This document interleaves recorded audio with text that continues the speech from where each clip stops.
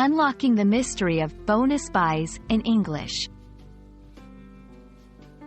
Hello, language enthusiasts. Today we're diving into the exciting world of English phrases with a focus on bonus buys.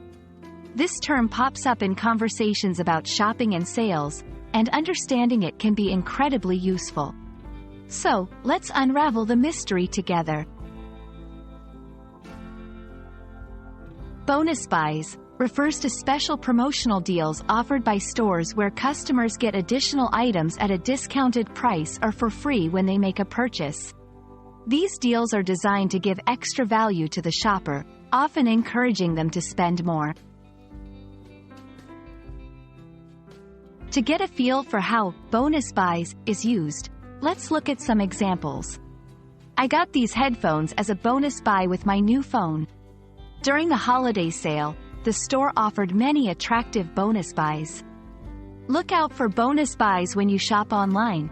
They can save you a lot of money.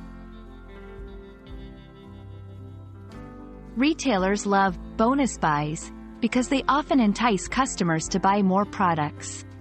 For consumers, these deals feel like a win because they are getting more for their money, which can be very satisfying.